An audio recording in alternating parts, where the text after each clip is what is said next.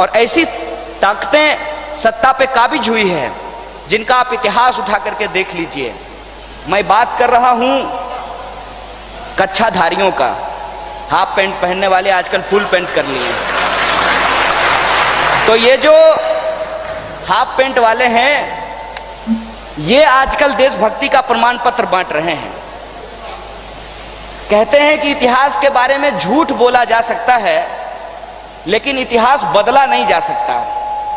और बाबा साहब भीमराव अंबेडकर तो एक मजेदार बात बोले हैं कि जिनको इतिहास की समझ नहीं होती वो इतिहास नहीं बनाते हैं। इसीलिए ये इतिहास तो बना नहीं सकते हैं, इतिहास बदल नहीं सकते हैं, लेकिन इतिहास के बारे में झूठ जरूर बोल सकते हैं। तो ये आजकल झूठ बोल रहे हैं कि ये सबसे बड़े देशभक्त हैं। जब भी ये देशभक्त आपको दिख जाएं, उनको बुला करके पूछिएगा, एक आदमी का नाम बता दो जो ब्रिटिश के द्वारा आरएसएस के किसी लीडर को जेल में डाला गया हो, फांसी पे चढ़ाया गया हो, उसके साथ कभी कुछ किया गया हो। इनके पास ऐसा कोई नाम नहीं है। और तो और आजकल ये लोग पब्लिक में अंबेडकर करते हैं और प्राइवेट में सावरकर करते हैं।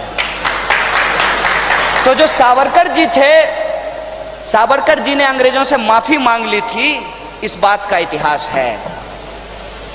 और जो सावरकर के चेले हैं वो अंबेडकर के चेलों से आजादी पे कोई मुकाबला नहीं कर सकते हैं, कोई बहस नहीं कर सकते हैं।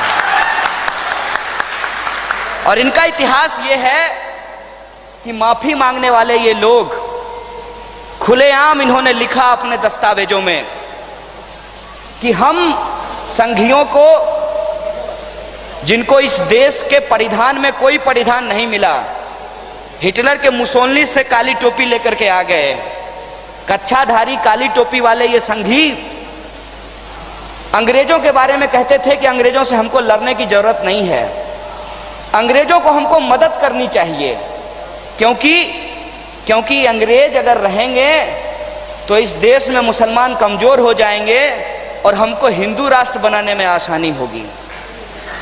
ये इनकी सोच समझदारी थी।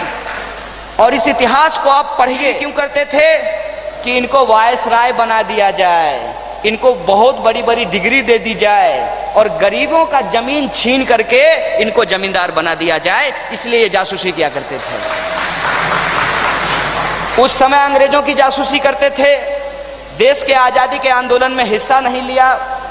और जब देश का संविधान लिखा जा रहा था तो आरएसएस ने कहा कि एक अछूत के द्वारा लिखे गए संविधान को हम नहीं मानेंगे।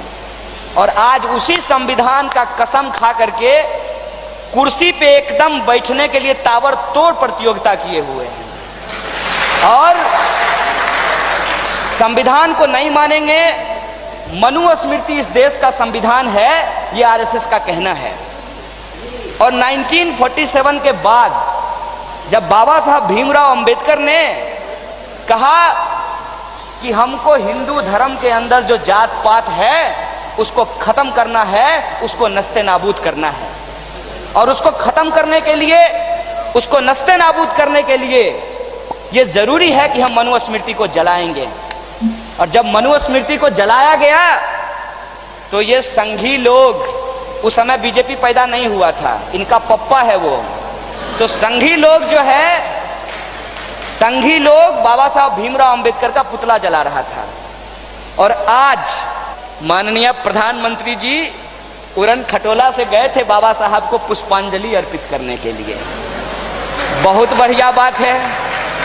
अंबेडकर को जलाने से लेकर के अंबेडकर का मूर्ति लगाने वाले जब तक मनुस्मृति नहीं जलाओगे तब तक नहीं मानेंगे कि तुमको इस देश के संविधान में भरोसा है।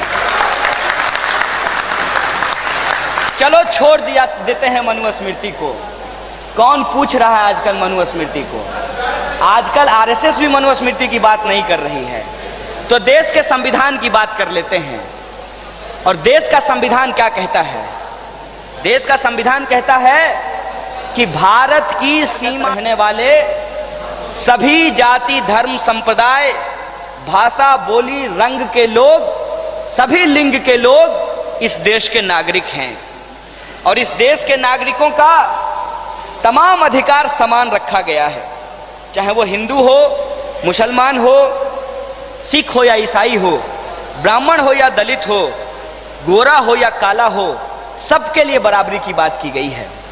जब सबके लिए बराबरी की बात की गई है तो उस बराबरी का हक जब हम मांगते हैं, जब हम कहते हैं कि हमको मनुवाद से आज़ादी चाहिए, हमको जातिवाद से आज़ादी चाहिए, जो धार्मिक उन्माद है, जो सांप्रदायिकता है, हमको उससे आज़ादी चाहिए, समाज के अंदर जो गरीबी, लूट और भूख है उससे हमको आज़ादी चाहिए और हर एक इंसान को, चाहे वो अमीर हो या गरीब हो, महिला हो या पुरुष हो, ब्राह्मण हो या दलित हो, हिंदू हो या मुसलमान हो, सबको आत्मसम्मान से जीने का हक है। हमको इस आत्मसम्मान की आज़ादी चाहिए। तो इस बात से आपको पेट में दर्द क्यों होता है?